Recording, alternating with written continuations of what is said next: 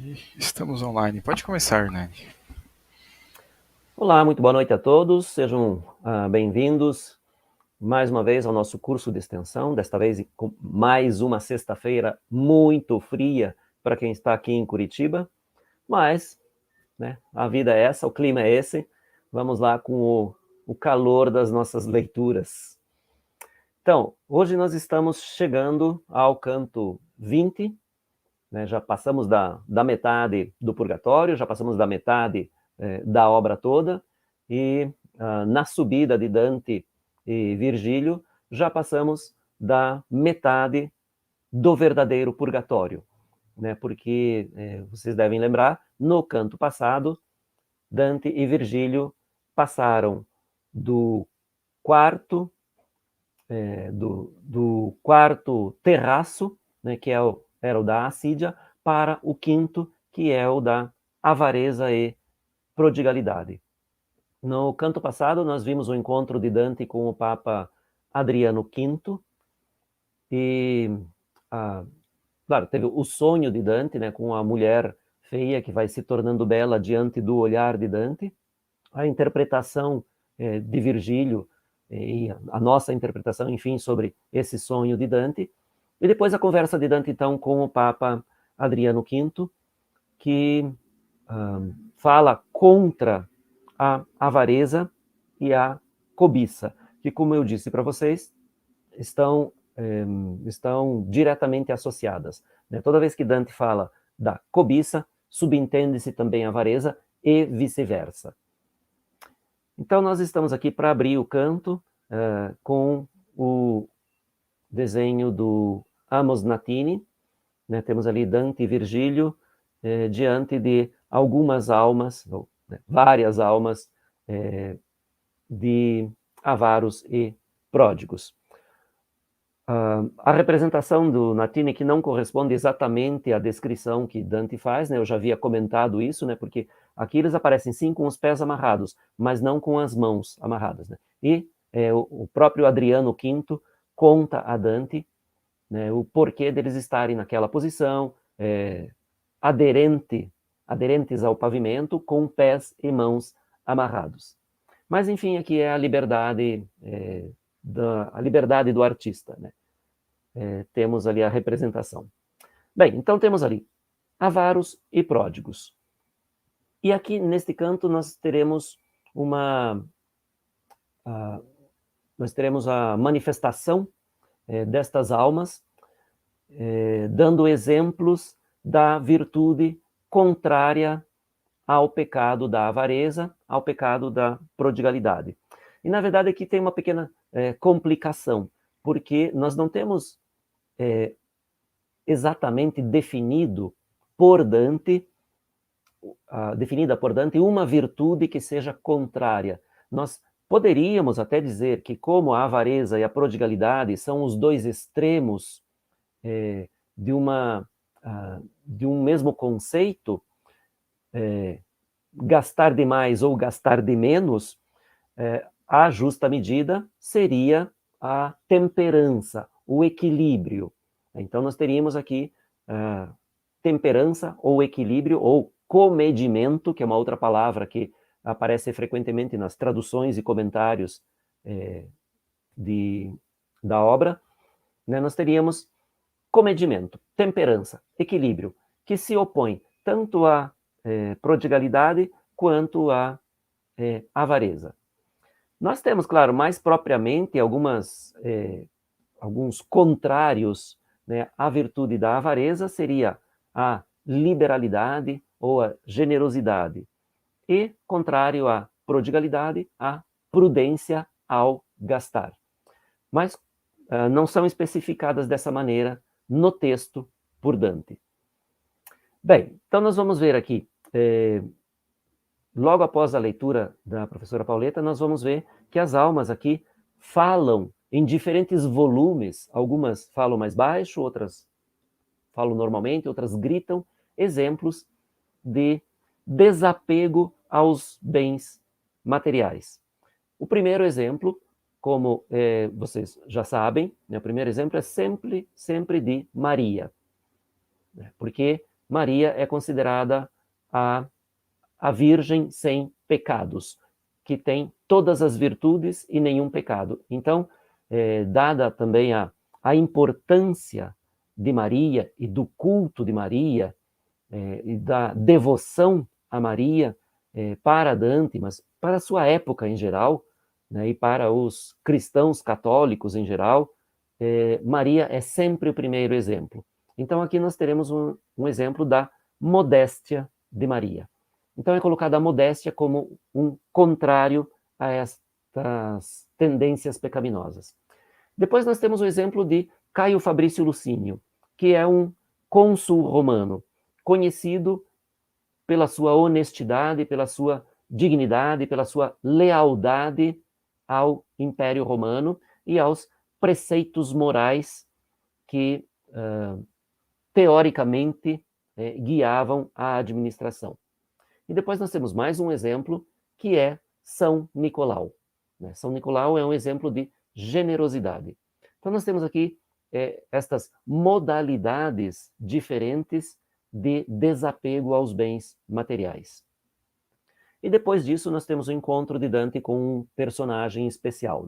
Esse personagem é o Ugo Capeto, que é o fundador da dinastia chamada dinastia Capetingia, justamente a partir do seu nome, ou enfim, do seu epíteto, do seu apelido, porque Capeto diz a história que vem do chapé, em francês, que seria a capa que ele usava, uma pequena capa, então era chamado de Capeto. Assim, o nome ficou para a história. Então, fundador da dinastia Capetingia, dos reis franceses, dos quais descende, inclusive, aquele que é rei na época em que, no âmbito da fábula da Divina Comédia, Dante faz essa viagem. No ano de 1300, é rei da França Filipe IV, conhecido como Filipe o Belo, e que Dante acha que é uma abominação. Dante odeia, acho que talvez Filipe IV tanto quanto ele odeia Bonifácio VIII. As duas pessoas, os dois personagens são para Dante quase que a encarnação do mal, no caso do Filipe IV, e digamos assim, o estereótipo da corrupção, no caso do Papa Bonifácio VIII. Então nós temos aqui o encontro de Dante com o fundador dessa dinastia, que vai gerar depois o próprio Filipe IV. Bem, esse encontro com o Ugo Capeto complementa o encontro anterior, que nós já vimos no canto anterior, com o Papa Adriano V, porque nós temos aqui, então, excetuado o imperador, que neste momento já não tem mais uma grande importância, porque é um personagem fraco, individualmente um personagem fraco, e o império não tem mais o respeito e a unanimidade que tinha há, digamos, 50 anos antes, quando ainda era imperador Frederico II. Então, o imperador já não tem mais toda aquela força.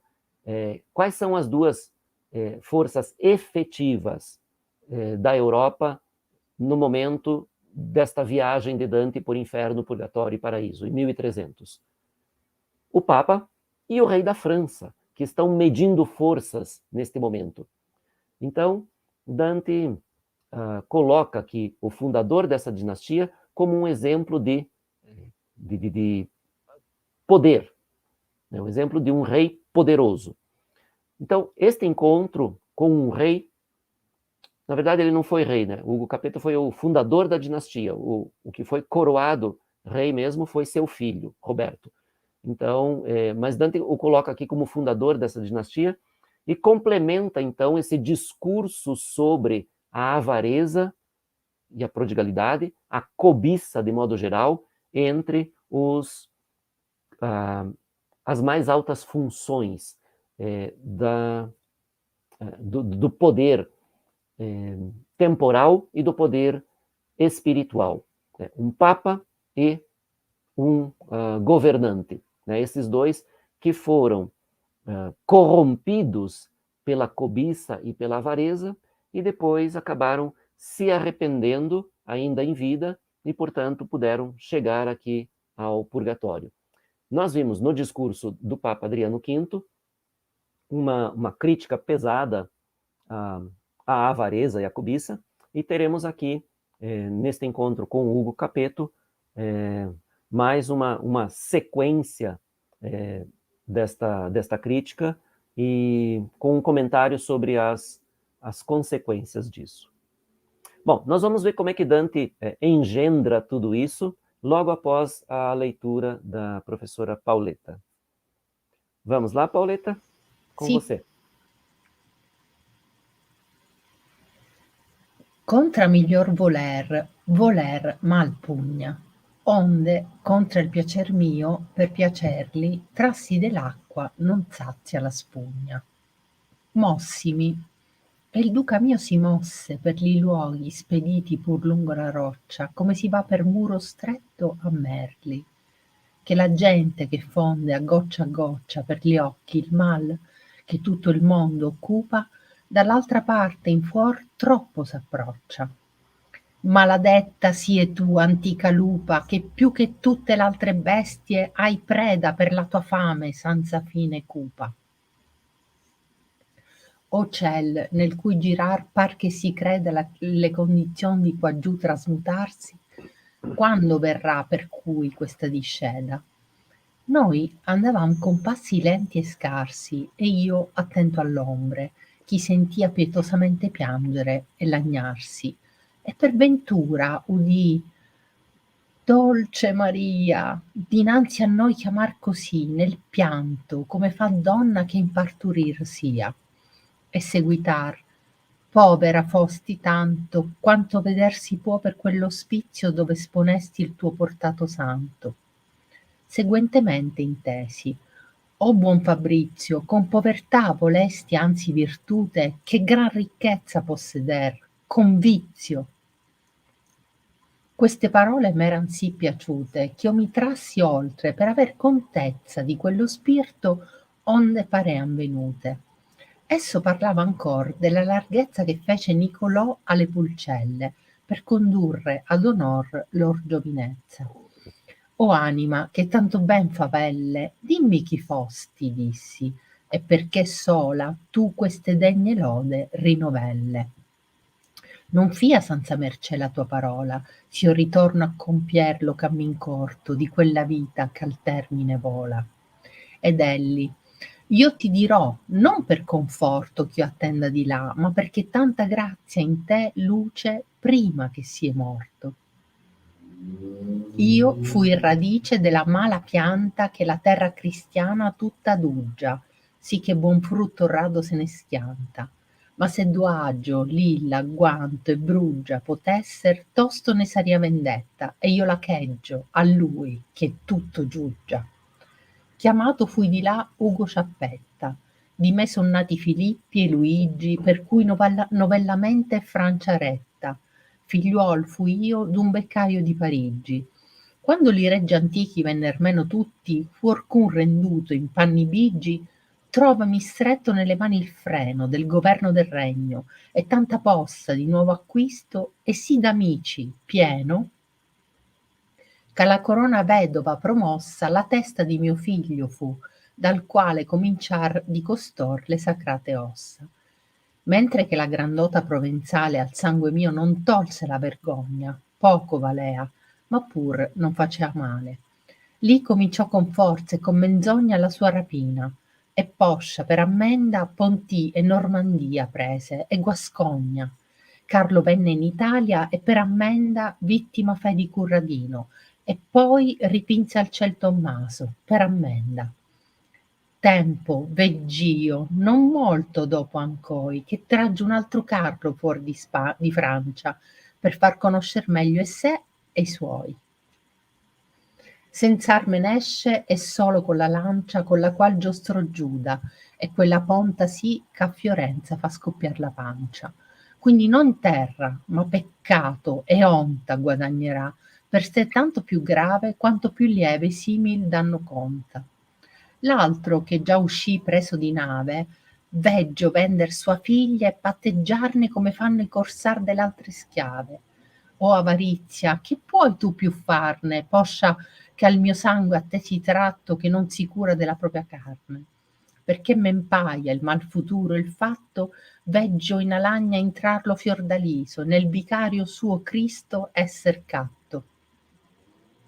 Veggiolo un'altra volta esser deriso, veggio rinovellar l'aceto, il fiele, e tra vivi ladroni esser anciso. Veggio il nuovo Pilato sì crudele, che ciò non sazia, ma senza decreto portar nel tempio le cupide vele. O Signor mio, quando sarò io lieto a veder la vendetta che nascosa fa dolce l'ira tua nel tuo secreto? Ciò ch'io dicea di quell'unica sposa dello Spirito Santo e che ti fece verso me volger per alcuna chiosa, tanto è risposta a tutte nostre prece quanto il di dura. Ma come il s'annotta, contrario suon prendemo in quella vece. Noi ripetiam Pigmalion allotta, cui traditore e ladro e parricida fece la voglia sua de loro ghiotta, e la miseria dell'avaro Mida, che seguia la sua dimanda gorda, per la qual sempre convien che si rida. Del folle Acan ciascun poi si ricorda, come furò le spoglie, sì che l'ira di Giosuè qui paran ch'ancor lo morda. Indi accusiam col marito Saffira, lodiam i calci che ebbe Eliodoro, e in infamia tutto il monte gira. Polinestor ch'ancise Polidoro. Ultimamente ci si grida: Crasso, dilci, che il sai, di che sapore è l'oro? Talor parla l'uno alto e l'altro basso, secondo l'affezion che a dir ci sprona, ora a maggiore e ora a minor passo. Però al ben che il dici si ragiona, dianzi non era io sol, ma qui da presso non alzava la voce altra persona. Noi eravam partiti già da esso e brigavam di soverchiar la strada tanto quanto al poder n'era permesso, quand'io sentii come cosa che cada tremar lo monte, onde mi prese un gelo, qual prender suol colui che a morte vada. Certo, non si scotea sì forte d'elo, pria che la donna in lei facesse il nido a parturirli 2 occhi del cielo. Poi cominciò da tutte le parti un grido, tal che il maestro in verso me si feo, dicendo: non ubbiar mentr'io ti guido. Gloria in excelsis tutti, Deo, dicean, per quel ch'io da vicin compresi, onde intender lo grido si poteo. Noi stavamo immobili e sospesi, come i pastor che prima udir quel canto, finché il tremar cessò ed el compiesi. Poi ripigliammo nostro cammin santo, guardando l'ombre che giacean per terra, tornate già in su l'usato pianto. Nulla ignoranza mai, con tanta guerra, mi fe desideroso di sapere, se la memoria mia in ciò non erra, quanta pareami allor, pensando avere. Né per la fretta di mandare roso, né per me lì potea cosa vedere. Così mandava, timido e pensoso.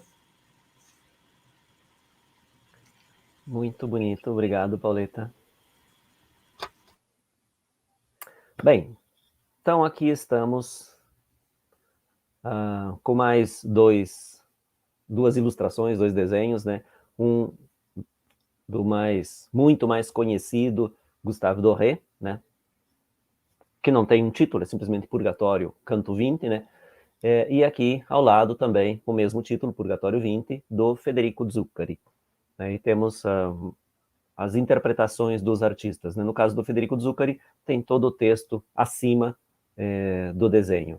Mas, enfim, temos aqui, né, as almas dos avaros e pródigos que estão aderentes ao pavimento, como dizia já a alma do Adriano V no canto anterior. Bem, se vocês lembram, o canto anterior se conclui com a fala do Papa Adriano V dispensando Dante, dizendo que é hora de ele, Adriano V, voltar ao seu pranto, ao seu choro, à sua reflexão, para consolidar o seu arrependimento, que é a condição sine qua non para comparecer diante de Deus. Então, Dante lá deixa Adriano V e aqui retoma aquela situação, né? Este canto não se abre daquela maneira mais tradicional, com uma descrição panorâmica ou um comentário sobre o tempo, sobre a hora, sobre as condições do meio. Aqui é a continuação pura e simples daquele canto, né? Então, é um episódio em 2 cantos.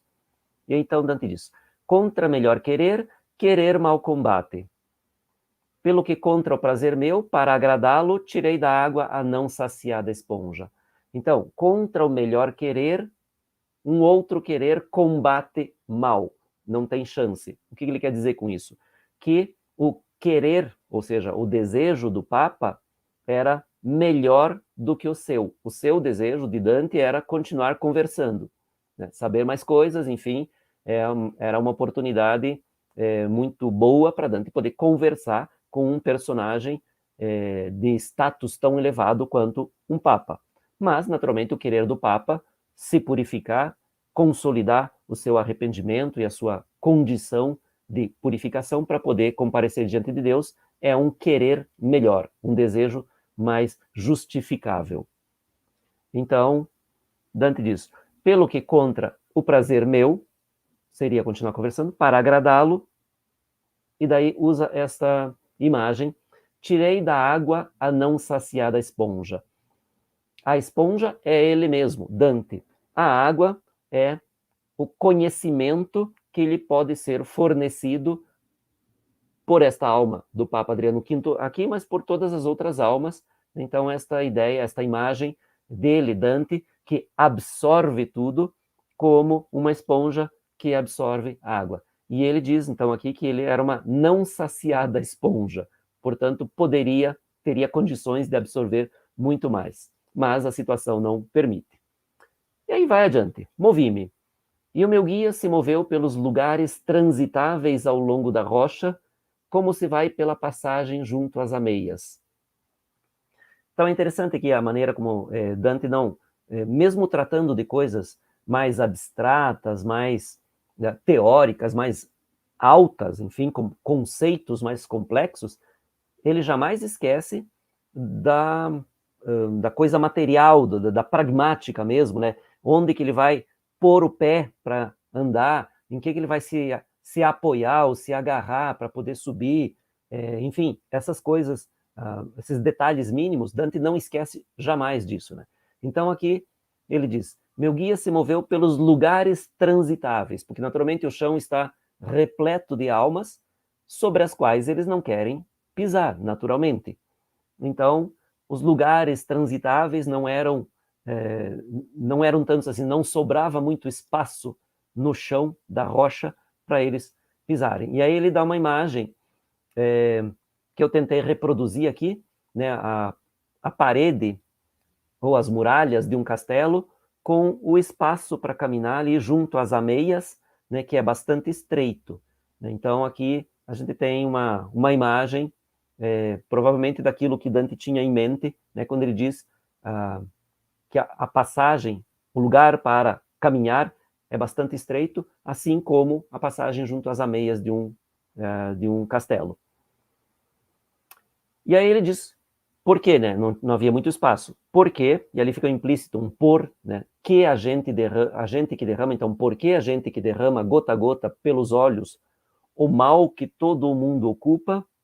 Então, a gente, ou seja, estas almas que derramam pelos olhos o mal que consome, que ocupa, que invade, que domina todo o mundo, ou seja, a cobiça e a avareza. Do outro lado, de fora, demasiado se aproxima. Então, estas almas estão muito perto do precipício que tem ali, onde acaba esse terraço, essa plataforma sobre a qual Dante e Virgílio tem que passar, tem que caminhar. Então, aqui Dante está preocupado com isso, né? Não passar muito perto da beira do terraço para não cair lá embaixo. Bem, e aí, deste fato muito prático, né, eles têm que passar, tem pouco espaço, não querem pisar sobre as almas, então, desse fato muito prático, Dante volta a refletir sobre a questão da avareza, da cobiça. E essa imagem da loba, que aparece já desde o primeiro canto do inferno, né? Naturalmente todos devem lembrar, né? Porque esta imagem é absolutamente forte, né? Durante toda a comédia. A passagem de Dante, a subida de Dante ao monte que ele vê lá na selva escura, é impedida por um leão, uma pantera, um leão e uma loba.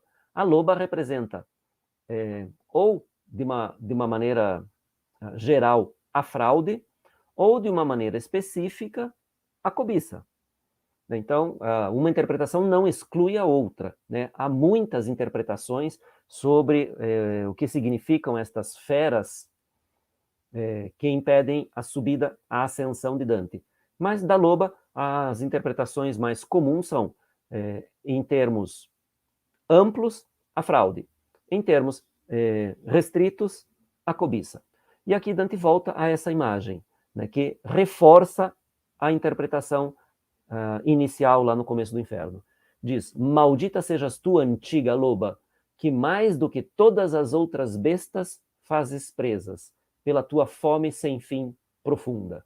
Então este é um verso que é bastante conhecido, bastante citado pelos, não só estudiosos de Dante, mas da literatura, enfim, né? La tua fame senza fine culpa, a tua fome sem fim profunda. Mas esse culpa pode ser profundo e pode ser escuro, pode ser tenebrosa, né? A fome da antiga loba. Porque ele diz que mais do que todas as outras bestas fazes presas. Bem, aqui a ideia é talvez resumida muito bem nesta fala de São Paulo, na primeira carta que ele manda ao seu amigo São Timóteo, né? Então na Bíblia é, né, conhecida como primeira carta de São Paulo a Timóteo, que era um bispo, né, também, depois se tornou santo, em que São Paulo diz: a cobiça é a raiz de todos os males. Claro, as traduções variam muito, né, de uma língua para outra, então em todas as línguas em que se traduziu a Bíblia, a gente tem pequenas variações desta frase de São Paulo, mas a essência permanece em todas as línguas, é sempre esta mesma, né? A cobiça é a raiz de todos os males. Então, por isso, Dante diz aqui, né, que esta antiga loba, mais do que qualquer outro animal, faz presas, né, porque afeta praticamente todo mundo quer algo, todo mundo deseja algo, e quando consegue aquele algo, quer outra coisa. Então, se perde a medida disso que se deseja, isso se torna cobiça. Então, a crítica de Dante aqui é pesada.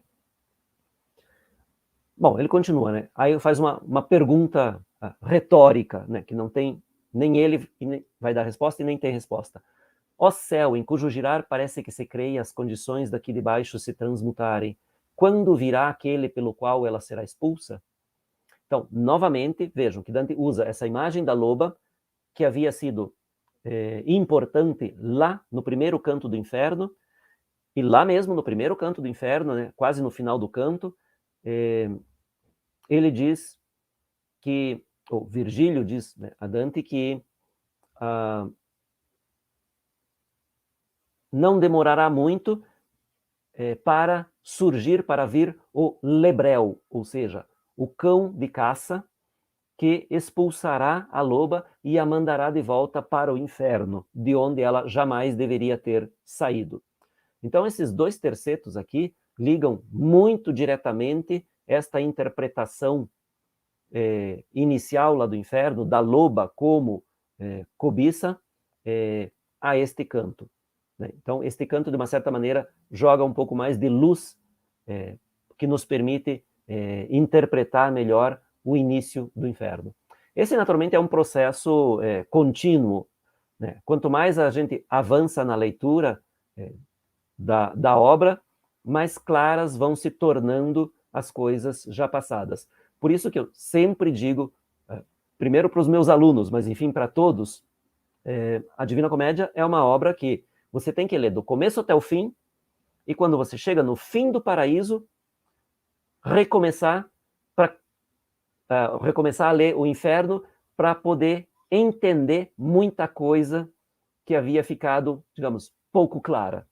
Então, é uma obra que necessariamente tem que se ler duas vezes, porque o fim explica o começo, mas quando você chega ao fim, tem que reler para ter uma nova perspectiva de interpretação. Então, este é um dos exemplos em que estes versos aqui clareiam um pouco significados aparentemente mais misteriosos, mais herméticos lá do começo. Bem, então Dante diz, na continuação, nós íamos com passos lentos e incertos, eu atento às sombras, que eu ouvia piedosamente chorar e se lamentar. Então, naturalmente, passos lentos e incertos, primeiro, porque tem pouco espaço, Dante tem medo de cair lá embaixo, não quer pisar em nenhuma alma, então prosseguem lentamente.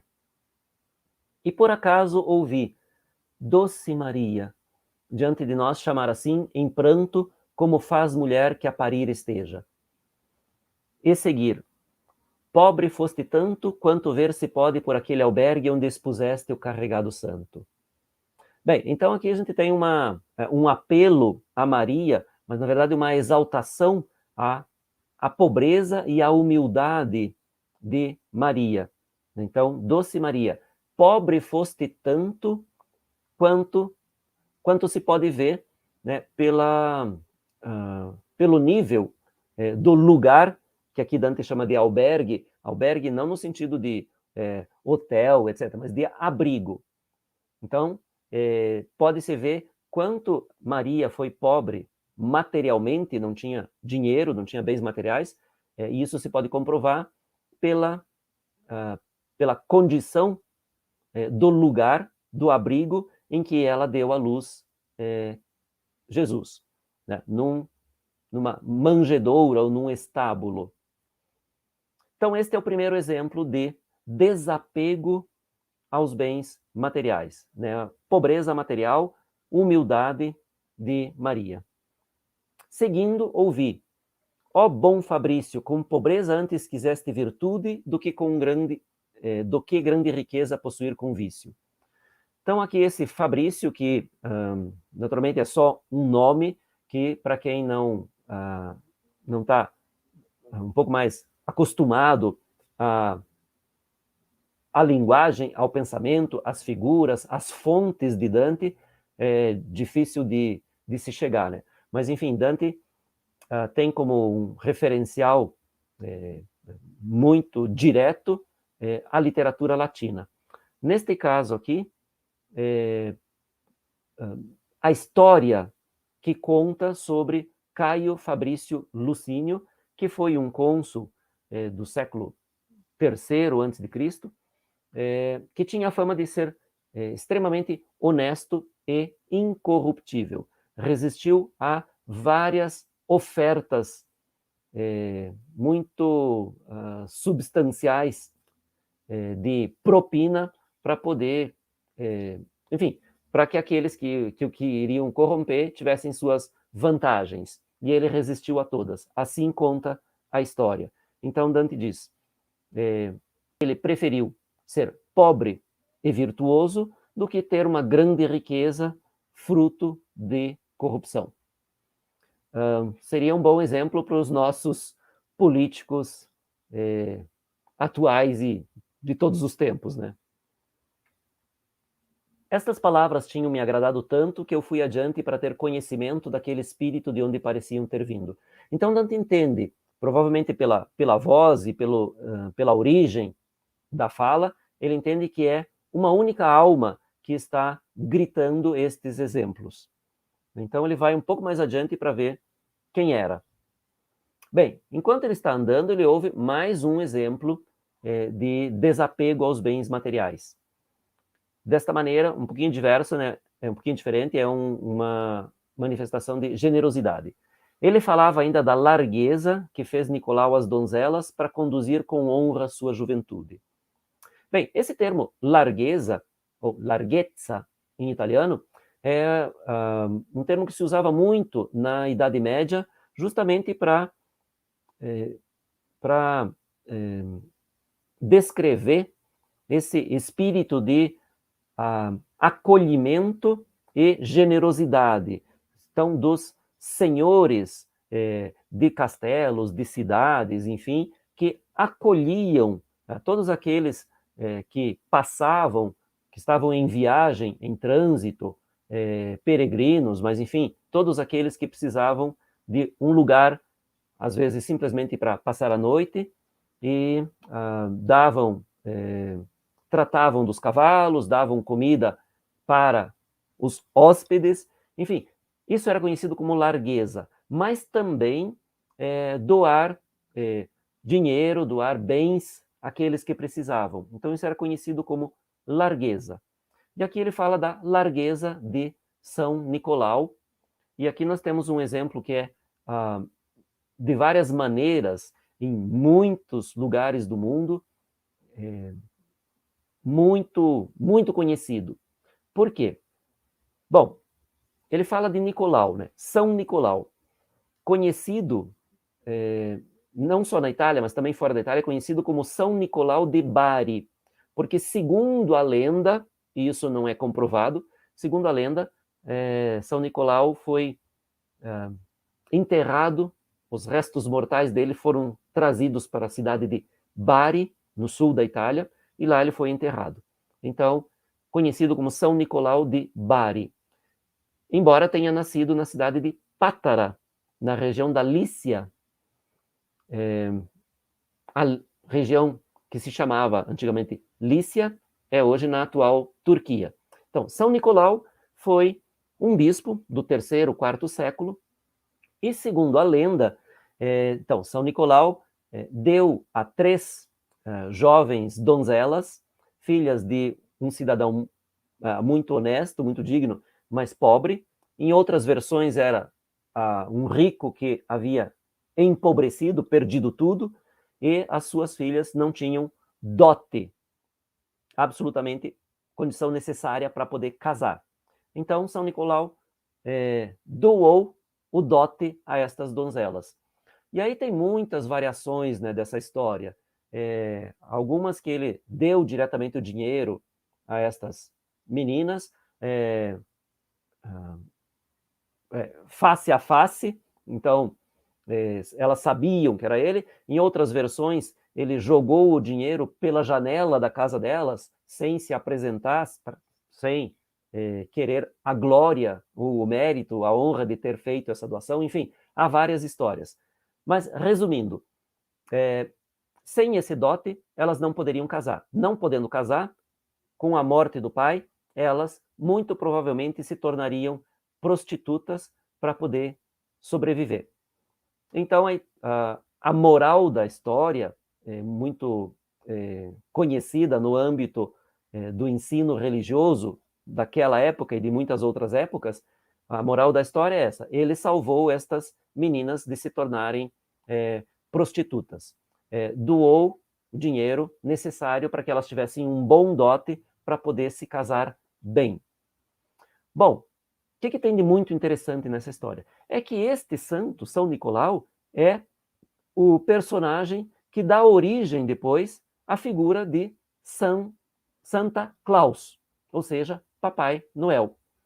Então, justamente por causa deste ato, que, claro, daí a lenda vai aumentando, e destas 3 donzelas iniciais, isso se torna um padrão, né? São Nicolau vai doando todo o dinheiro que tem e que vai conseguindo para fins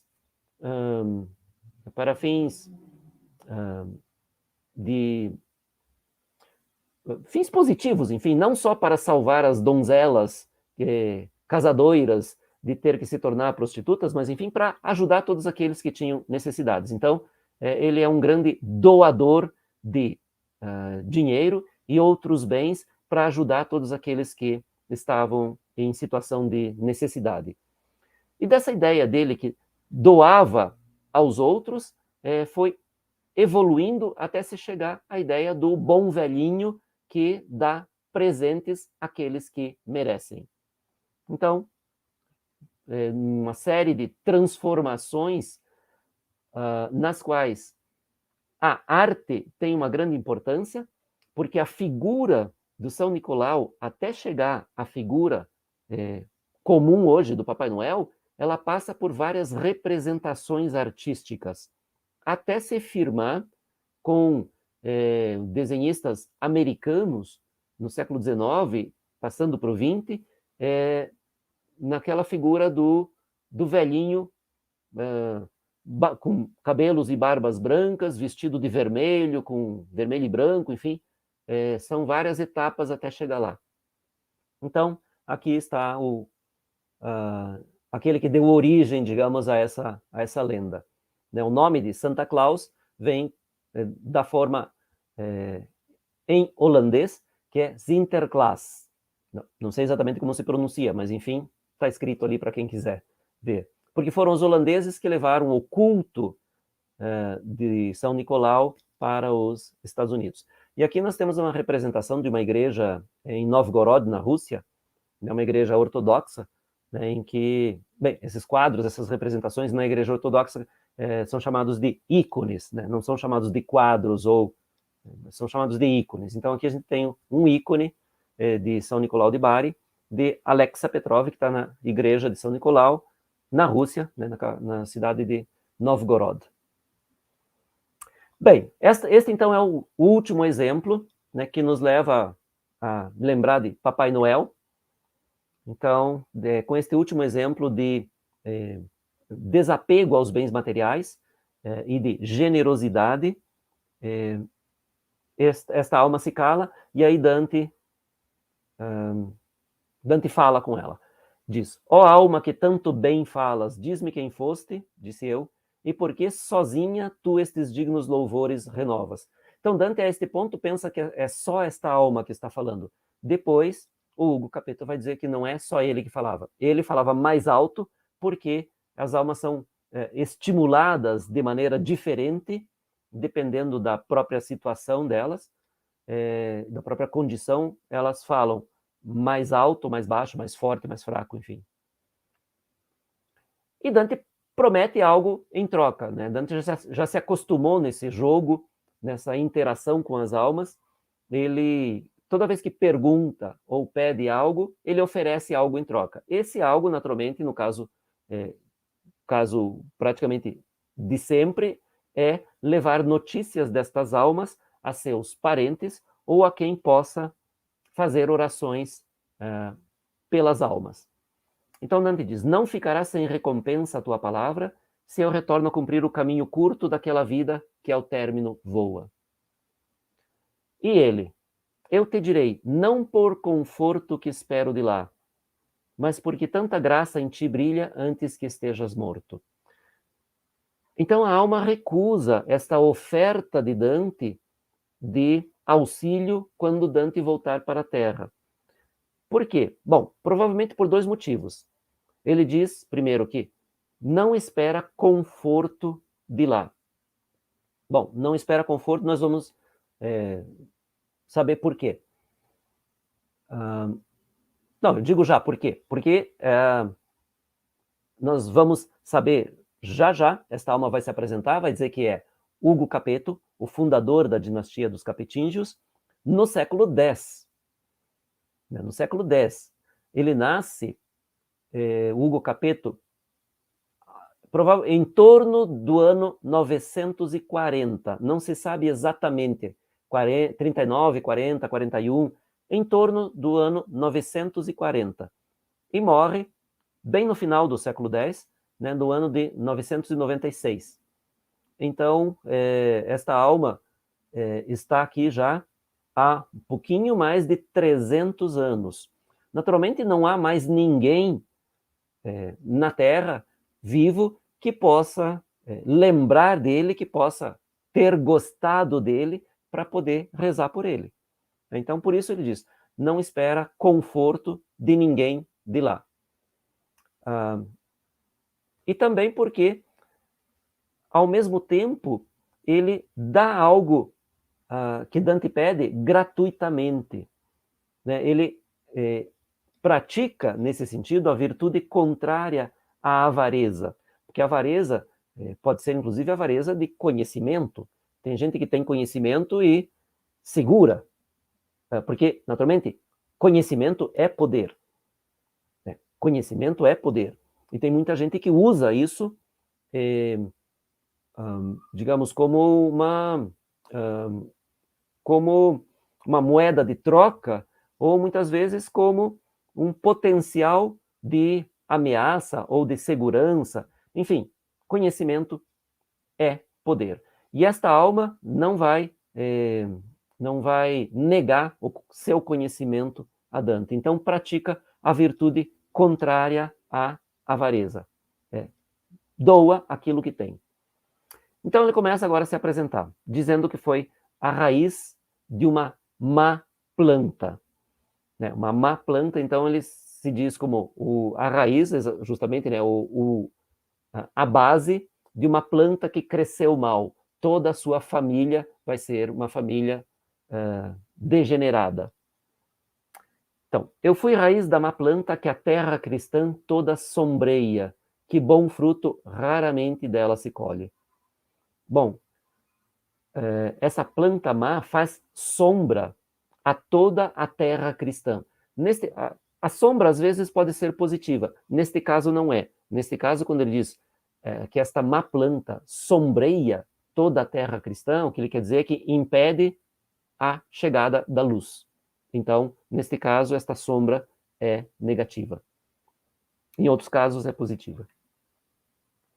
Mas, se Doné, Lille, Gand e Bruges puderem, logo farão sua vingança, e eu a peço àquele que tudo julga. Bem, então, o que ele diz aqui? Voltando um pouquinho.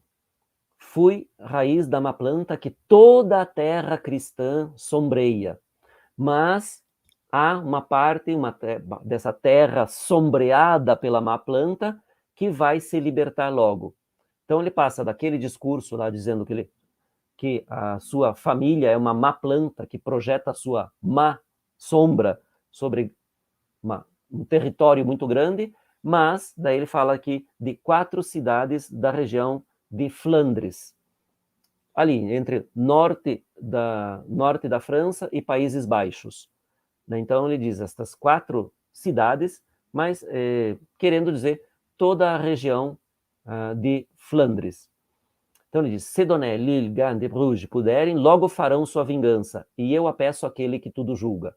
Bem, essas 4 cidades, em 1300, não podiam fazer a sua vingança, não tinham forças ainda, não tinham se organizado para resistir à invasão promovida pelo rei francês Filipe IV. Filipe IV, em 1297, invade a região de Flandres, que oficialmente já fazia parte da França, mas na prática era uma região autônoma, independente. E, ali no finalzinho do século XIII, Filipe IV invade essa região de Flandres e toma conta de toda a região. E somente em 1302, estas cidades todas vão se reunir numa liga e vão conseguir vencer o exército francês e vão se tornar uma região independente. Então, aqui o Hugo Capetto projeta isso como uma profecia para o futuro. Né? E ele diz, eu peço a Deus, né, aquele que tudo julga, que essa vingança destas 4 cidades aconteça logo. E realmente vai acontecer, né? 2 anos depois desta conversa que ele está tendo com Dante, né? Teoricamente, em 1302. E finalmente aí ele se apresenta.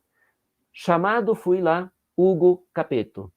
De mim nasceram os Felipes e os Luíses, pelos quais é ultimamente a França regida. Filho fui de um açougueiro de Paris, quando os reis antigos vieram a faltar todos, fora um que se rendeu aos panos cinza. Bom, aqui ele vai continuar o discurso, né? Mas enfim.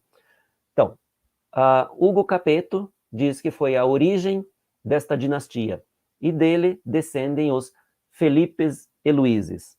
A menção é justamente esse nome que se repete continuamente nessa dinastia. Nós vamos ter muitos reis franceses chamado Felipe, traduzindo para o português naturalmente, Felipe e Luís. Então, muitos realmente com esses nomes. É o nome que mais se repete nessa dinastia.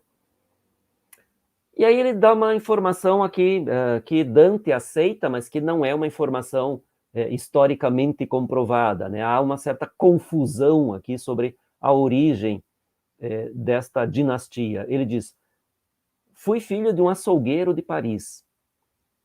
Parece que não é bem assim. Ele foi filho de um conde, não de um açougueiro, de um conde.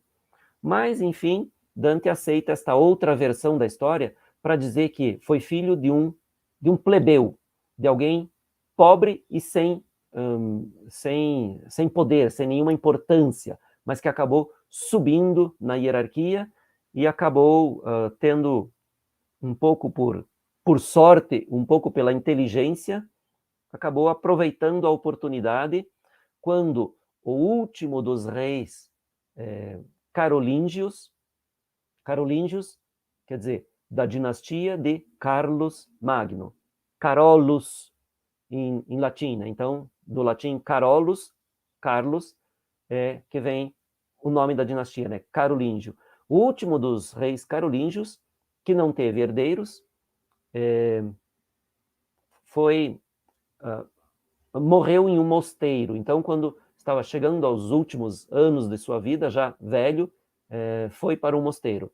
Ou, segundo as más línguas, foi obrigado a se retirar para não morrer, para não ser assassinado.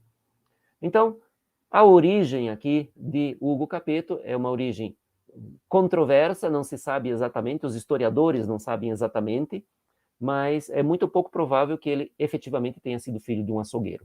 Mas como essa é uma das lendas, Dante adere a essa e dá aqui esta informação. Bem, então ele diz, quando o último dos reis carolíngios, Luís V, morreu, foi para o mosteiro, encontrei seguro nas mãos o freio do governo do reino, e tanto poder pela nova aquisição e de amigos tão cheio, que a coroa viúva foi promovida à cabeça de meu filho, do qual começaram os sagrados ossos. Bem, então é isso que ele diz aqui. Como ele era um assistente de palácio do rei Luís V, quando este rei se retirou para o convento, ele é que acabou tendo o poder nas mãos. E não só o poder, né, como esse rei não teve filhos, então não tinha herdeiros legítimos, provavelmente, ou normalmente, acontecia uma batalha pela sucessão. Neste caso, a maneira como ele conta que houve a sucessão foi uma espécie de unanimidade, de concordância. Ele diz, encontrei seguro nas mãos o freio do governo. Tanto poder pela nova aquisição e de amigos tão cheio. Então, ele não faz nenhuma menção a inimigos. É como se houvesse realmente uma concordância, uma unanimidade sobre a escolha do sucessor do último rei carolíngio. Então, ele se encontrou com o poder nas suas mãos, como regente, não como rei, né? Porque não foi coroado, não foi escolhido, não foi eleito rei, então ele não foi rei, ele foi um regente. Mas houve uma certa concordância em que ele deveria ser o regente, e depois, quando o filho dele chegou à idade, o filho Roberto, né, chamado Roberto o Piedoso, foi coroado e oficialmente declarado rei pelo arcebispo da cidade de Reims, como era tradição, né, na França. Todos os reis eram coroados pelo arcebispo de Reims. Então, assim, ele dá notícias sobre a origem desta dinastia. E daí vai começar a dar informações, né? E daí, é claro, aqui a gente começa, até aqui é a história, né? Uma história que Dante aceita sem provas reais disso que ele diz, por exemplo, do Hugo Capeto ser filho de um açougueiro, tal. Uma das versões e Dante aceita. Mas depois começa a crítica aqui, que naturalmente já não é mais Hugo Capeto. É Dante, através do discurso de Hugo Capeto, que critica fortemente a dinastia de Filipe o Belo. Então ele diz lá: enquanto o grande dote provençal ao sangue meu não tirou a vergonha, pouco valia, mas tampouco fazia mal. Bem, então, desde a subida ao poder de Roberto o Piedoso, ali na passagem do primeiro para o segundo milênio, então, Hugo morreu em 996. Seu filho foi coroado rei nesse final do século X.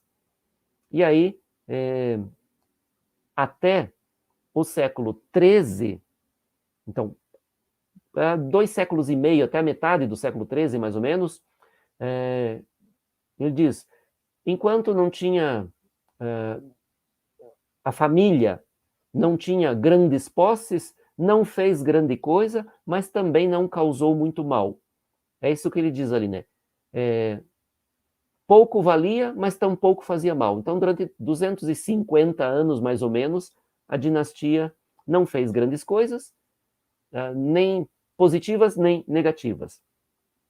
Enquanto o grande dote provençal ao sangue meu não tirou a vergonha. O que ele quer dizer com isso? Bem, por matrimônio, a região da Provença passou a ser domínio da família de Carlos I de Anjou, a família de Anjou.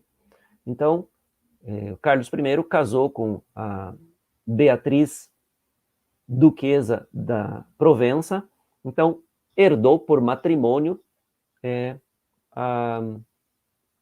o condado da Provença, o ducado da Provença.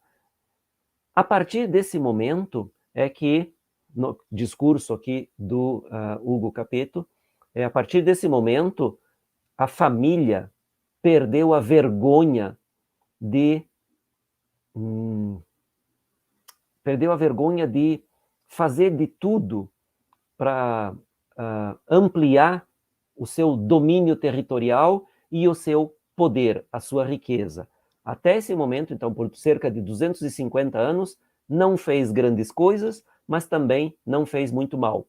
A partir do momento em que conquistou, por essa via matrimonial, então, legitimamente, conquistou a Provença, viu ali uma possibilidade de se tornar muito mais potente e muito mais rica. E aí perdeu a vergonha de cometer quaisquer crimes para conseguir aquilo que queria. É isso que ele está dizendo aqui, né? Então, ele continua ali. Ali começou com força e com mentira a sua rapina. Então, ali na conquista legítima da Provença, começou com força e com mentira a sua rapina. A partir daquele momento, a família se expandiu usando as armas da mentira e da força.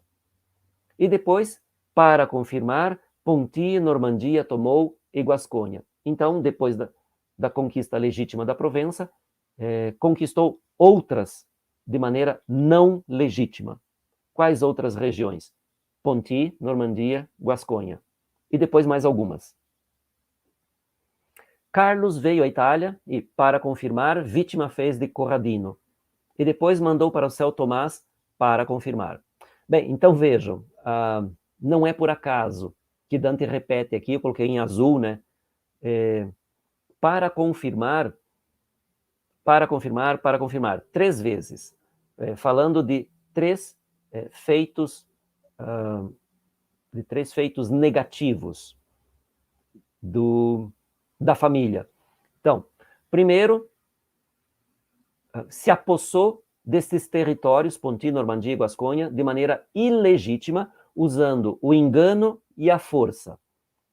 Depois, Carlos, ele está falando aqui do Carlos I de Anjou, que era irmão do rei da França, Luís IX, que depois foi santificado, inclusive, o Luís IX. Então, Carlos I de Anjou veio à Itália e fez decapitar Corradino. Quem era o Corradino? Bom, nós encontramos um grande personagem lá no início do Purgatório, que é o rei Manfredi, filho do imperador Frederico II.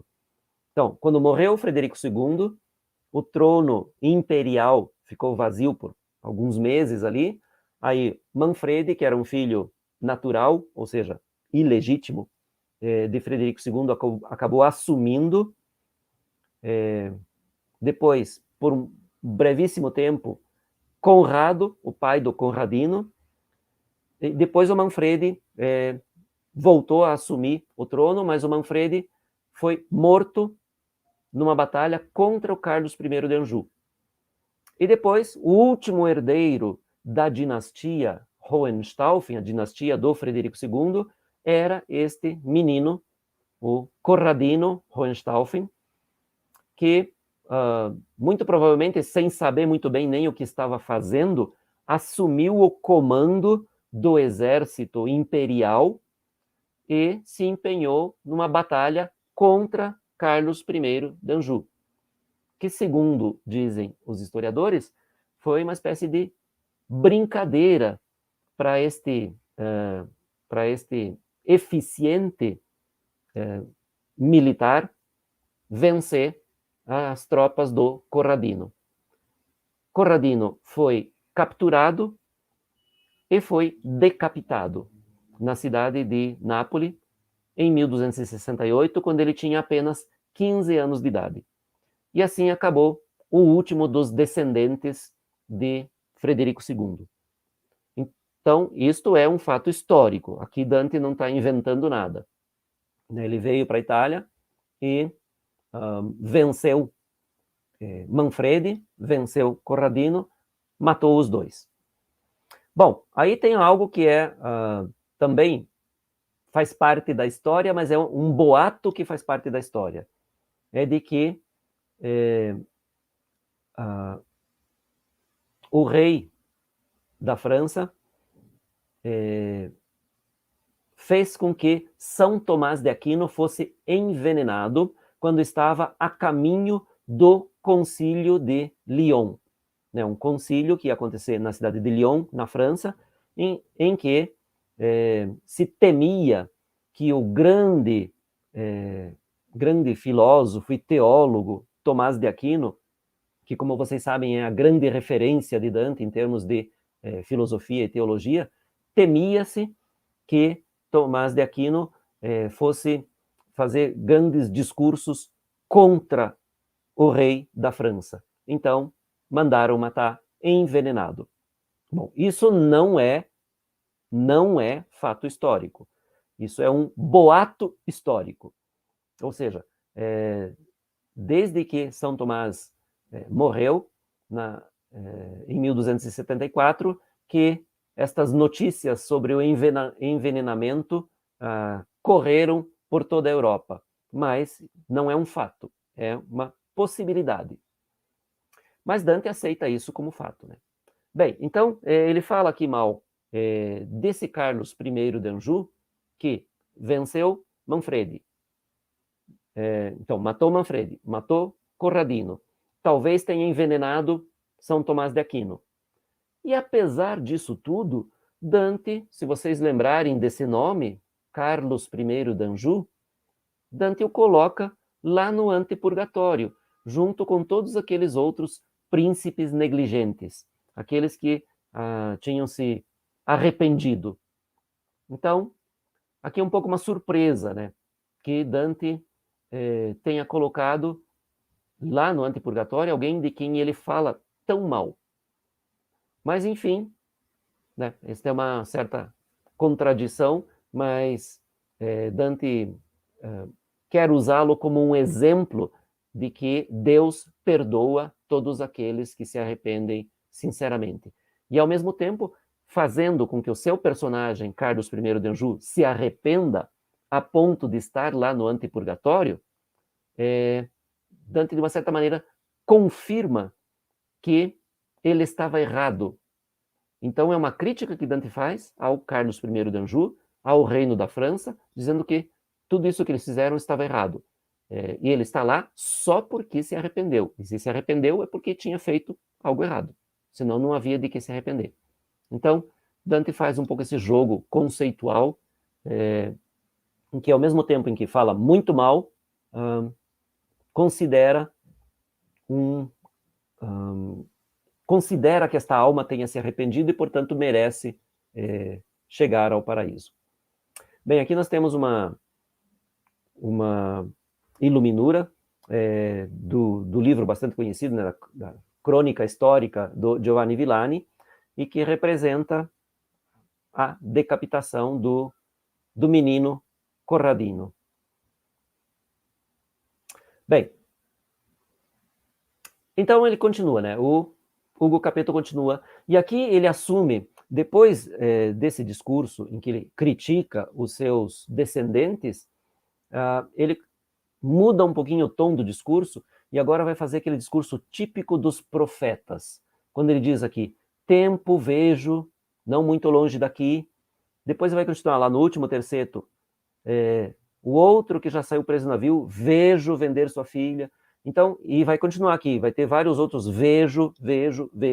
Então, ele assume esse tom profético, que lembra muito, não só, mas também outros profetas, mas lembra, inclusive, o modo de expressão de São João no Apocalipse. Né? Esta ideia de que eu vejo o futuro, então ele muda o tom aqui, dizendo, tempo vejo, não muito longe daqui, que trará um outro Carlos fora da França, para fazer conhecer melhor a si e aos seus. Então, este outro Carlos é Carlos de Valois. Carlos de Valois foi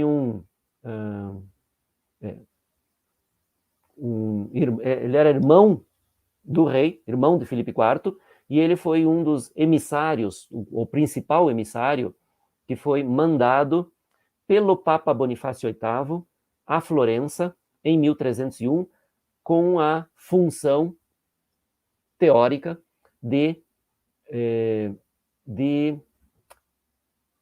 mediar a paz entre os guelfos brancos e os guelfos negros. Então, o Papa Bonifácio VIII pediu ajuda a Carlos de Valois, ao rei da França, né? Carlos de Valois era irmão de Filipe IV, para ir até Florença apaziguar a situação.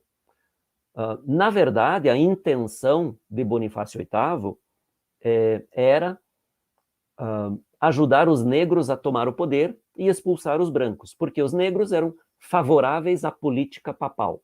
Os brancos eram contrários. Então, obviamente, o Papa queria expulsar os brancos e ter o apoio dos negros.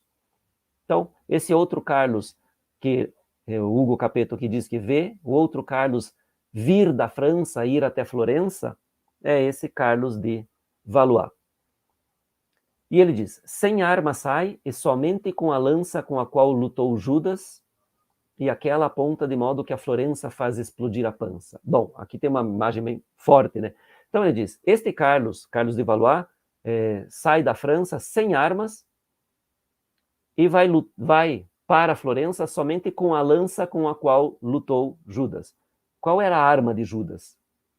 A mentira, o engano, a traição.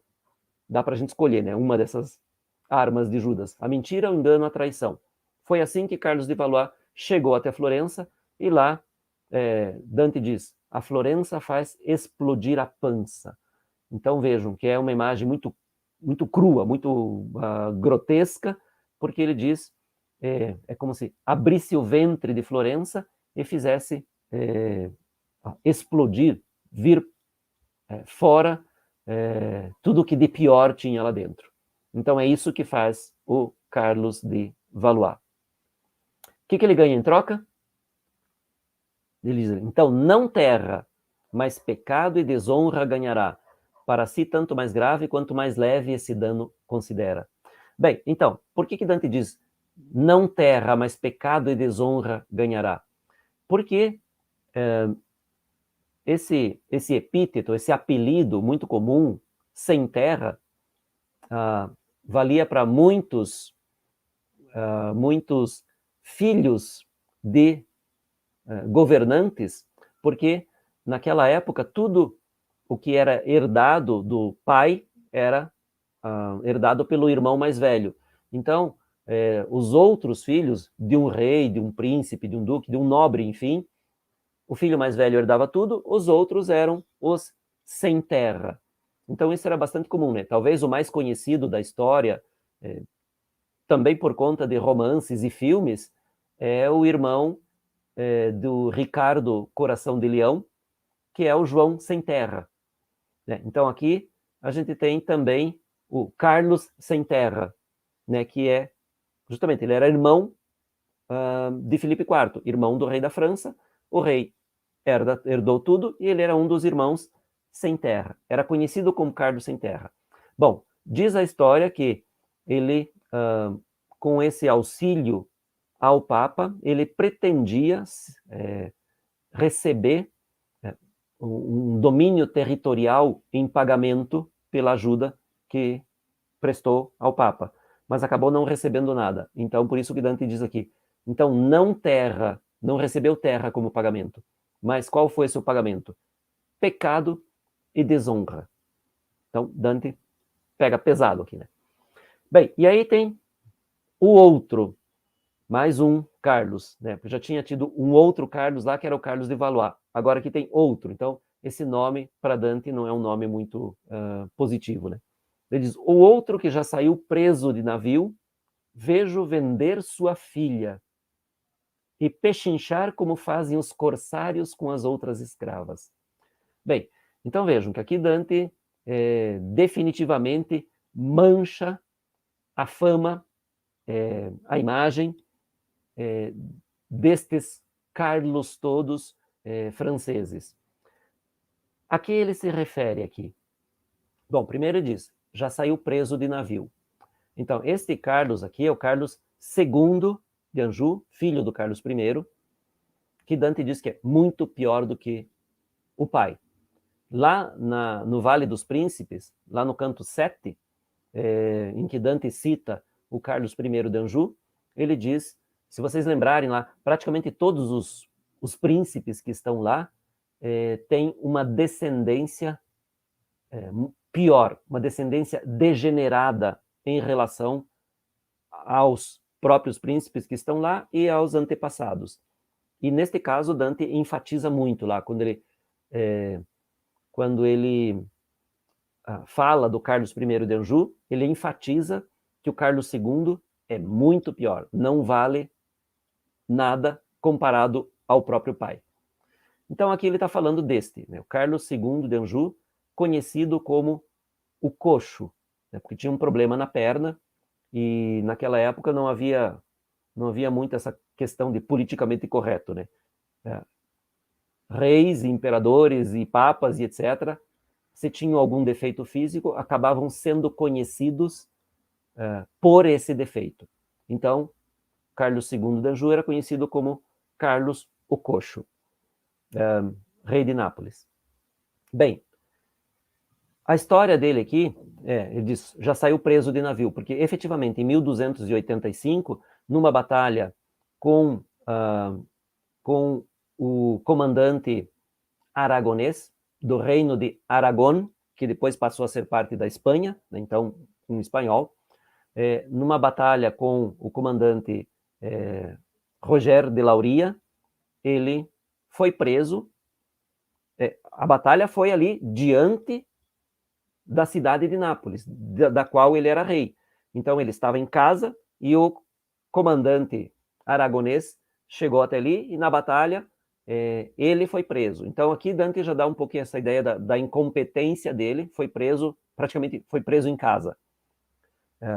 em 1285. Ficou 3 anos preso, até 1288. E só saiu da prisão porque negociou a sua saída, dando em troca da sua libertação 3 filhos para ficarem presos no seu lugar. Então vejam que este sujeito já era meio esquisito. Não, tudo bem que ele tinha 14 filhos legítimos e mais alguns ilegítimos. Então talvez ele tenha feito as contas, né? Bom, para eu sair tenho que deixar 3 aqui. Tudo bem, sobram ainda uns 15 lá fora. Então talvez tenha sido essa conta que ele fez, né? Porque ele tinha 14 filhos legítimos e mais vários ilegítimos.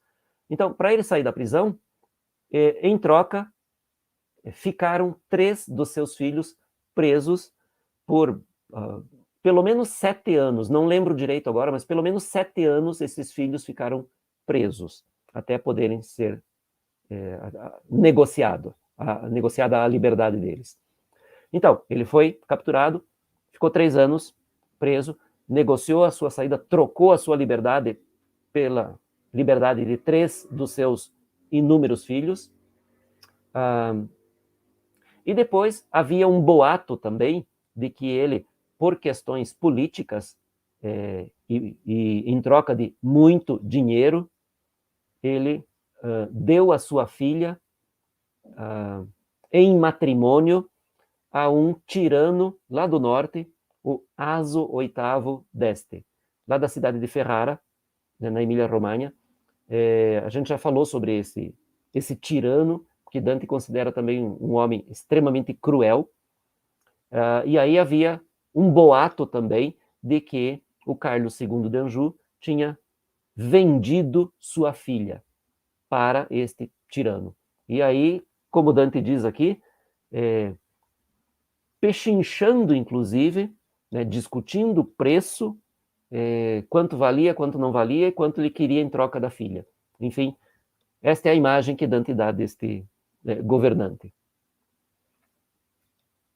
E aí, é claro, o Ugo Capetto se lamenta de ter uma descendência tão degenerada, né? Ele diz ali: ó avareza, que podes tu mais nos fazer, depois que o meu sangue a ti tanto atraiu, que não cuida mais da própria carne? Ou seja, este meu descendente, Carlos II de Anjou, que não liga, não dá importância para a própria filha, a própria carne, vende como se fosse uma escrava qualquer, lembrando que naquele tempo era legítimo vender escravos, né? Eles negociavam isso. Não que eu esteja defendendo ou justificando, é só porque naquela época, né, é mais ou menos a ideia que Dante diz, né? Ali como se fosse um corsário, um pirata, vendendo uma escrava qualquer. Na verdade, era um rei vendendo a própria filha, negociando preço.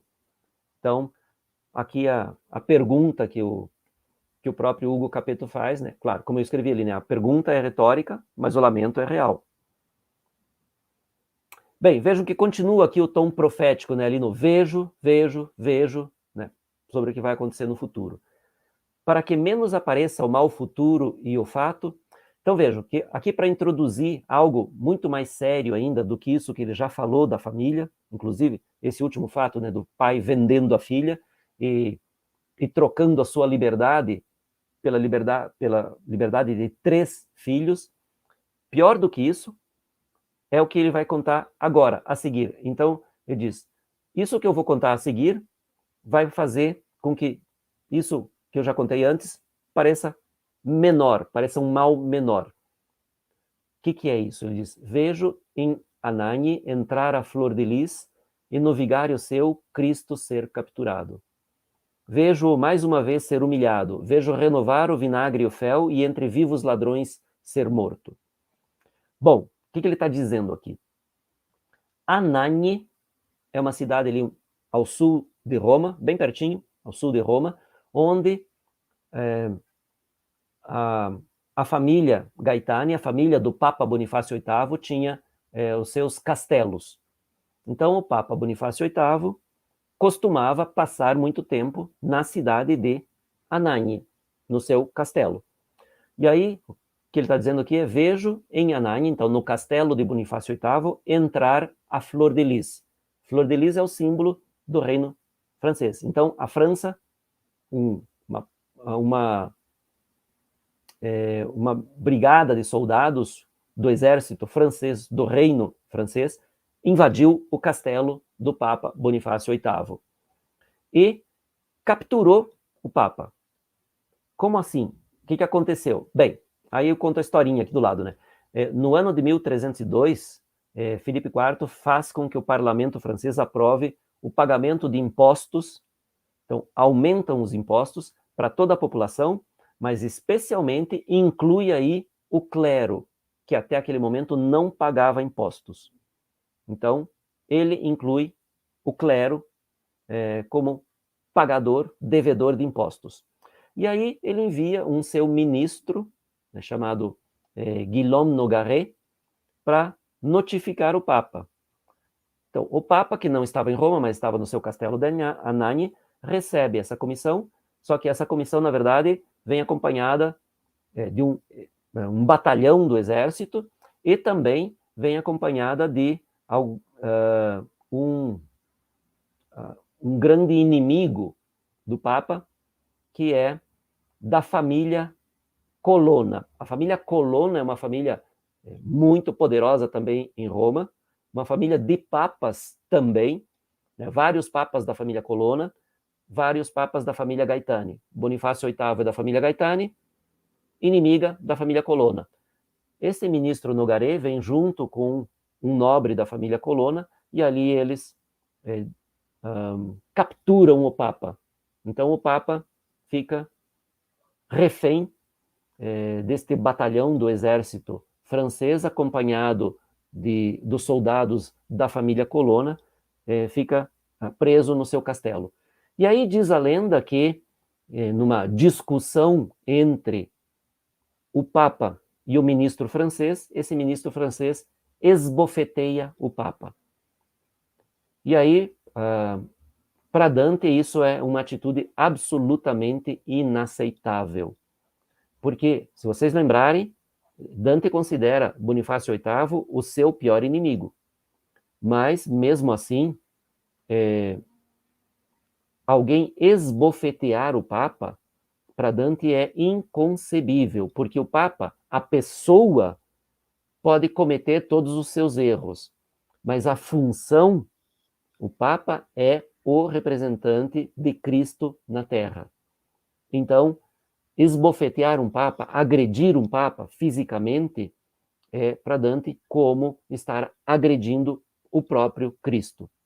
Por isso ele diz ali,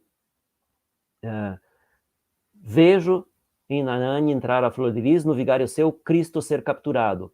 Vejo mais uma vez ser humilhado, vejo renovar o vinagre, o fel, enfim, tudo aquilo que fizeram contra Cristo, Dante diz, vejo isso se repetir nessa agressão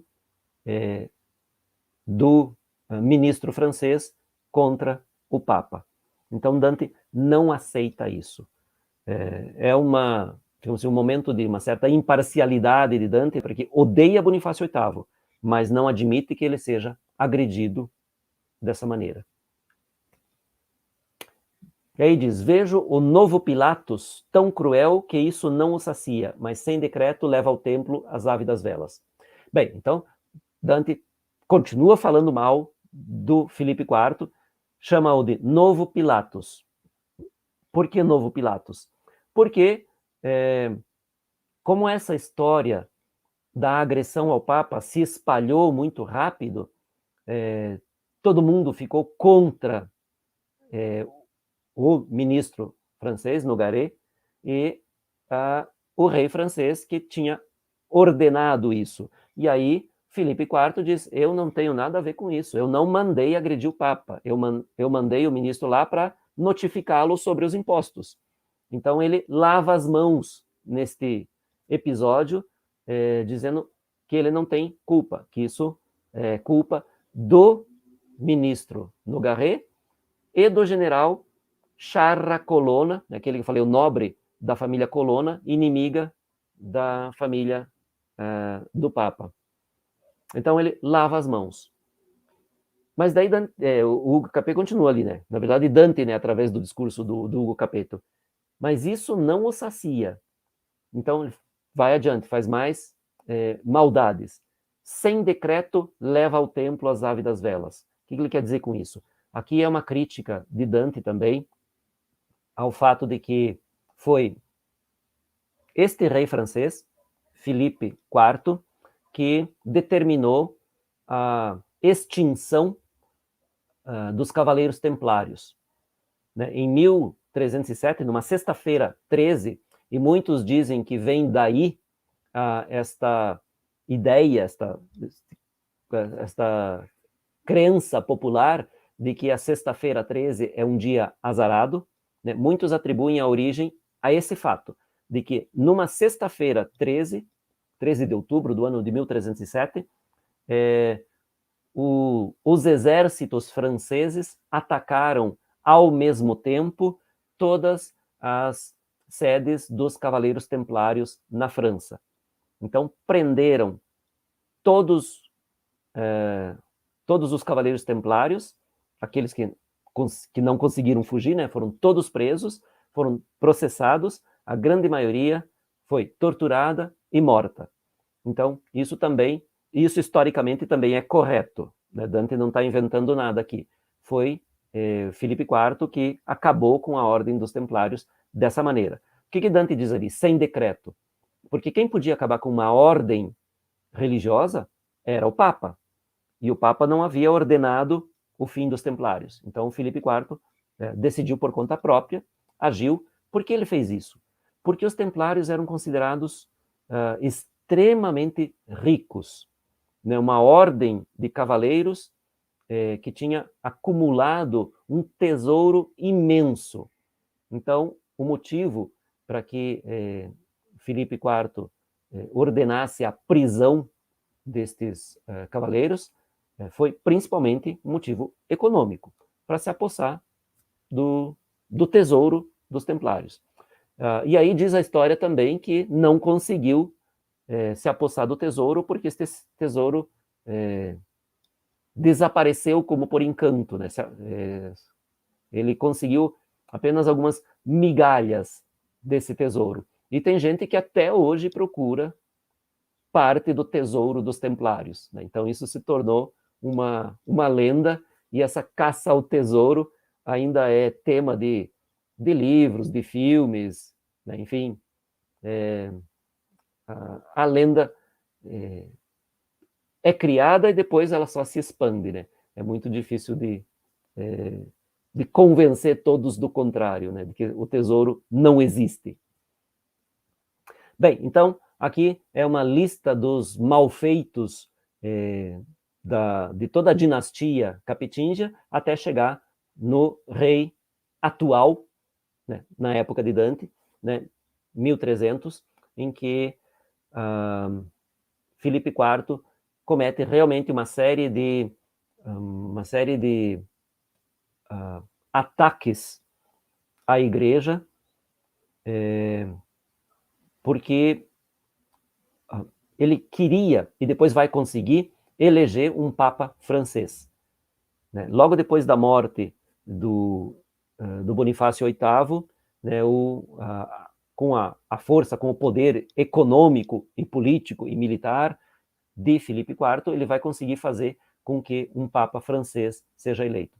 E aí depois, claro, tem todo o episódio lá da transferência da sede papal da cidade de Roma para a França, e onde vai ficar por cerca de 70 anos.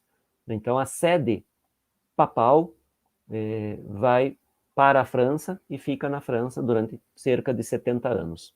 Isso se tornou possível justamente pelo poder de Filipe IV. Bem, então aqui Hugo Capeto encerra o discurso sobre os seus descendentes, né, prevendo, né, entre aspas, prevendo aquilo que vai acontecer, né, porque esta última notícia que ele dá aqui, da extinção dos templários, vai ser em 1307. Então, teoricamente, eles estão em 1300, né, ele está fazendo profecias para o futuro. Por isso, esse tom profético que ele assume aqui com vejo, vejo, vejo. Bom, aqui então ele encerra as suas previsões. E aí faz mais uma pergunta retórica. A Deus, né, nesse caso. Ó Senhor meu, quando terei a satisfação de ver a vingança que escondida faz doce a ira tua no teu segredo? Então aqui é uma alma do purgatório que faz esta pergunta retórica, não é a primeira vez, né, que uma alma faz esse tipo de pergunta diretamente a Deus, sem esperar resposta naturalmente, pedindo vingança. Então é uma coisa que soa um pouco estranha aqui, né? Mas enfim, essa ideia de vingança para Dante está ligada diretamente à ideia de justiça, obviamente. Então por isso ele diz: quando terei a satisfação de ver a vingança que faz doce a ira tua no teu segredo. Então, sabendo de uma certa maneira que vai haver uma vingança. Enfim, é uma pergunta que não tem resposta aqui, né? E aí ele volta a um assunto anterior para responder a Dante por que ele estava falando sozinho aqueles exemplos de desapego aos bens materiais. E aí ele vai explicar para Dante que ele não estava falando sozinho.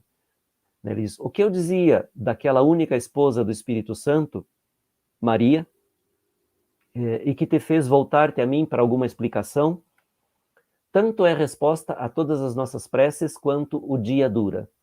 Mas quando anoitece, contrário som produzimos no lugar daquele. Bem, então ele diz que aquilo que ele estava falando de Maria e dos outros exemplos são mais ou menos como resposta às preces. Então eles fazem as suas preces, as suas orações, e também gritam os exemplos de desapego aos bens materiais durante o dia. E aí, à noite, ele diz ali, contrário som produzimos. Então, de dia são os exemplos de desapego aos bens materiais, de noite são exemplos de avareza e prodigalidade punidas. Aqui, na verdade, vai ter só exemplos de avareza punida, né? E aqui ele vai fazer agora uma série de, se eu não me engano, 7 exemplos de avareza punida. Então, de quem ele vai falar? Nós recordamos Pigmalião, então, que traidor e ladrão e parricida fez a vontade sua de ouro ávida. Então, o primeiro que ele lembra é Pigmalião. Há vários Pigmaliões na história, né? Então, este Pigmalião, quem é? Personagem da Eneida de Virgílio, aparece lá no começo da Eneida, já no primeiro livro. Quem é esse Pigmalião? Rei da cidade de Tiro. Tiro hoje é uma cidade onde hoje fica o Líbano. Né? Irmão da rainha Dido, e o Pigmalião, então, irmão de Dido, matou Siqueu, o marido de Dido. Ou seja, Pigmalião matou o próprio cunhado para se apossar do seu tesouro. Não conseguiu. Dido, com os seus súditos, foge da cidade de Tiro e vai fundar a cidade de Cartago. Cartago é hoje na Tunísia, hoje é onde é a cidade de Tunis, né, capital da Tunísia. Então, a história é essa, né? Pigmalião matou Siqueu para ficar com o seu tesouro. A mulher de Siqueu, irmã de Pigmalião, fugiu com o tesouro e acabou fundando a cidade de Cartago, que depois vai se expandir, vai ter o poder, vai ser um poder imenso, um poder marítimo principalmente imenso. Vai fazer guerra com Roma, né, as guerras púnicas, etc. Mas o que importa aqui para Virgílio na Eneida é que Enéas vai chegar à cidade de Cartago e aí ele vai ter um romance com Dido. Bem, então este é o primeiro exemplo de avareza, cobiça punida. Pigmalião matou o próprio cunhado para ficar com o tesouro e não ficou com o tesouro porque sua irmã fugiu com o tesouro. Depois ele lembra ali, a miséria do avaro Mida, que seguiu seu pedido guloso, pelo qual sempre convém que se ria. Então, ele vai dar o exemplo de Mida, né? Mida, claro, é um exemplo muito mais conhecido, né? O rei da Frígia, que pediu aos deuses que tudo que ele tocasse virasse ouro, né? E ele teve o seu pedido atendido pelo deus Baco, e aí morre de fome porque não pode comer nem beber mais nada. Tudo que ele toca vira ouro, efetivamente. E aí, claro, há várias versões, né, em que os detalhes mudam e há várias fontes possíveis também para Dante, né? Eu coloquei aqui como fonte as Metamorfoses de Ovídio, porque é uma das fontes possíveis e prováveis, mas há várias outras fontes possíveis para essa história do rei Midas. Faltou um S ali, né? Rei Midas, que é muito conhecida a história. Então, este é o segundo exemplo, né, de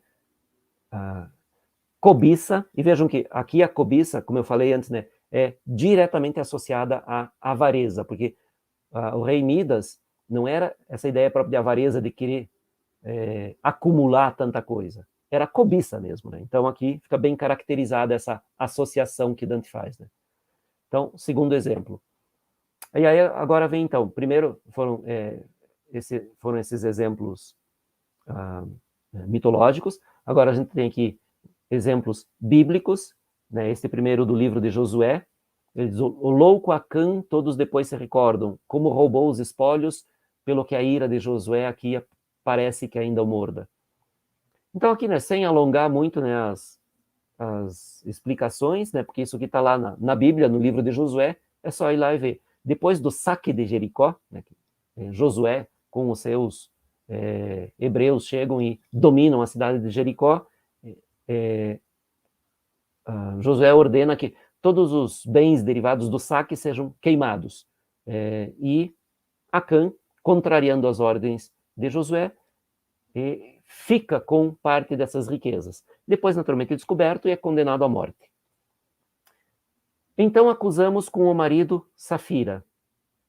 Então, aqui também da Bíblia, né, Atos dos Apóstolos, Safira e seu marido Ananias, que venderam as suas propriedades e prometeram o dinheiro aos apóstolos. E aqui não havia uma obrigação, mas eles prometeram, então venderam as suas propriedades e, quando foram doar o dinheiro, ficaram com parte do dinheiro. E aí São Pedro pergunta, né, primeiro a Ananias, por quanto tinha vendido, e ele diz um valor menor. E aí, nesse momento, Pedro critica, diz, você não precisava ter mentido, o dinheiro, as propriedades eram tuas, o dinheiro era teu, você vendeu, você podia doar quanto quisesse, mas não podia ter mentido. Nesse momento, Ananias morre, misteriosamente. Depois vem Safira e a cena se repete. Morre também, fulminada ali diante de São Pedro. Depois tem uma outra referência bíblica, esta aqui está nos Macabeus, e diz, louvamos os coices que levou Eliodoro. Então, Eliodoro, querendo se apropriar do tesouro de Jerusalém, foi atacado por um cavaleiro e por um cavalo misterioso, enfim, que salvou o tesouro de Jerusalém. Então, mais uma vez, a cobiça punida. E em infâmia todo o monte gira, Polinestor que matou Polidoro. Bom, então, aqui de novo, voltamos para a Eneida, né, dessa vez agora no livro 3. Polinestor matou o cunhado Polidoro para se apossar do seu tesouro. Também acabou se dando mal, né? Não ficou com o tesouro, acabou morrendo também. Enfim, mais uma referência literária. E por último se grita, Crasso, diz-nos que o sabes, que sabor tem o ouro? Bom, aqui também mais uma referência aqui histórico-literária, né? E a referência provável de Dante aqui é o grande orador latino Cícero, que conta sobre o triunvirato, né? Que foi a união dos três grandes, poderosos generais e políticos romanos, né? Pompeu, Júlio César, e Marco Licínio Crasso, que formaram, antes da ditadura de César, formaram um triunvirato, ou seja, um governo dos três potentes. E diz Cícero que Crasso era extremamente ávido de ouro, sempre, entre aspas, sedento de ouro. Depois, durante a guerra, ele foi capturado numa guerra contra os partos, né, um povo da Ásia Menor. Ele foi capturado, foi decapitado, e como a sua sede de ouro era famosa, o rei dos partos fez com que derramassem na boca dele ouro fundido. E daí, claro, Cícero, inclusive, relata lá a frase do rei dos partos, dizendo: você não tinha sede de ouro? Então, beba ouro. No momento, ele já não ouviu porque estava morto, né? Tinha sido decapitado. Mas, enfim, Cícero diz que o rei disse essa frase de efeito. Tinha sede de ouro? Beba ouro, depois de morto. Bem, e aí ele explica que ele não é o único a falar. Ele diz: às vezes fala um alto e o outro baixo, segundo o afeto que a ir nos empurra, ora com maior e ora com menor passo. Por isso, sobre o bem que de dia aqui se medita, antes não era eu o único, mas aqui perto não elevava a voz outra pessoa, ou seja, outra alma, né? Nenhuma alma falava tão alto quanto ele. Nesse momento, só ele falava alto e as outras falavam baixinho. Por isso, Dante não ouviu as outras e achou que ele era o único que falava. Bem, e aí acabou, encerrou a conversa, Dante e Virgílio vão embora, sem nem se despedir, né? Aqui Dante já passa direto para o momento seguinte, né? De uma passagem, inclusive, um pouco brusca, falta algo assim na ligação de... Né? Isso também é uma crítica que os dantistas mais atentos ao estilo, à perfeição do estilo e digamos assim, a fluência do texto, criticam, né? Faltou um elemento de ligação aqui entre o final do discurso e ao próximo terceto, né?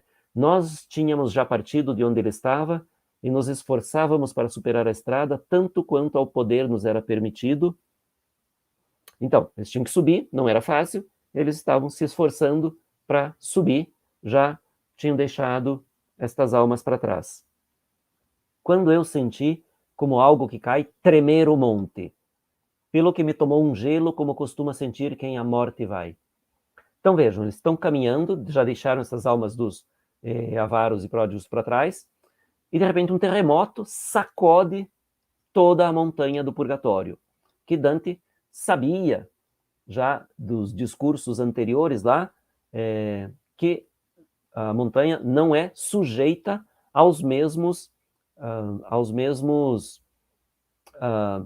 efeitos que o clima pode produzir na superfície da Terra. A montanha do purgatório não é sujeita aos elementos, aos ventos, à chuva, a um furacão, a um terremoto, como o restante da superfície terrestre. Então, como e por que, de repente, um terremoto faz tremer toda a montanha? Dante se apavora, né? Ele diz: pelo que me tomou um gelo, como costuma sentir quem à morte vai. Então, aqui lembrando talvez a imagem do próprio Corradino, que ele citou há pouco, né? Imagine um garoto de 15 anos indo para a morte, indo para ser decapitado. Então, é um pouco essa imagem que ele recupera com esse verso aqui, né? Dizendo que um gelo de terror, de pavor, o dominou, como o condenado que está indo para o patíbulo, enfim. Certamente não sacudia tão forte Delos, antes que Latona nela fizesse o ninho para parir os 2 olhos do céu. Bom, então aqui mais uma imagem mitológica, e aqui as fontes de Dante podem ser inúmeras. Eu coloquei aqui na nota o 3º livro da Eneida e as Metamorfoses, livro 6º, porque lá é citado o fato, mas podem ser inúmeras outras fontes. De que Dante está falando aqui? A ilha de Delos não tremia tanto quanto tremeu o purgatório, é isso que ele diz aqui. Por que a ilha de Delos tremia? Porque, segundo o que se narra, tanto na Eneida, quanto nas Metamorfoses, quanto em vários outros livros, a ilha de Delos era uma ilha flutuante, não era fixa, era uma ilha flutuante, e, portanto, tremia com o movimento do mar. Mas Latona, amante de Júpiter, que engravidou, escolheu essa ilha como lugar para dar à luz seus 2 filhos, os gêmeos Apolo e Diana, ou seja, o Sol e a Lua, que Dante chama, com esse verso maravilhoso aqui, né, ele diz, Latona nela fizesse o ninho para parir os 2 olhos do céu. Né? É de uma beleza extraordinária nesses versos. Né? Então, justamente, né, Latona grávida de Júpiter, para fugir da ciumenta Juno, a esposa de Júpiter, que naturalmente, se descobrisse, iria se vingar, provavelmente eliminando os 2 filhos. Então, Latona procura um lugar para se esconder, para dar à luz Apolo e Diana. E é justamente a ilha de Delos. E depois desse momento, depois que nasce Apolo, faz com que a ilha se torne uma ilha fixa, não mais flutuante. Então, a isso Dante se refere aqui, dizendo que a ilha de Delos jamais tremeu tanto, mesmo quando era flutuante, nunca tremeu tanto quanto a montanha do purgatório agora. Depois começou de toda parte um grito tal que o mestre em minha direção veio dizendo, não temas enquanto eu te guio. Então, obviamente, Virgílio, que conhece já muito bem Dante, percebe que Dante está absolutamente apavorado, porque Dante, nós sabemos, né, de corajoso não tem nada. Então, Virgílio, Dante diz, né, o mestre em minha direção veio. Virgílio vem imediatamente em direção a Dante, dizendo, não tema, eu estou contigo. Glória in excelsis Deo, todos diziam, que eu dos vizinhos compreendi, pelo que entender o grito se pôde. Então, na verdade, esse grito, que Dante entendeu a princípio só como um grito, porque estava apavorado, mas logo ele percebeu, né, assim que diminuiu um pouco o pânico, ele percebeu que, na verdade, isto é um hino de glória a Deus. Segundo a história, este foi o hino que os anjos cantaram no momento do nascimento de Cristo. Né? Glória a Deus nas alturas. Glória in excelsis Deo. Glória a Deus nas alturas. E daí se completa normalmente no ritual da igreja, né? E paz na terra aos homens por ele amados. Mas enfim, aqui o hino é do século 9 ou 10, enfim, é um hino mais tardio, né? Mas enfim, é baseado num passo do Evangelho de Lucas, que diz que os anjos cantaram no momento do nascimento de Cristo. E aí Dante diz, né, nós estávamos imóveis e suspensos como os pastores que antes ouviram aquele canto, como os pastores que ouviram com muita surpresa o canto cantado pelos anjos no momento do nascimento de Cristo, sem saber de que se tratava. Então eles estavam ali tão surpresos quanto aqueles pastores que ouviram esse canto sem saber a origem nem o motivo.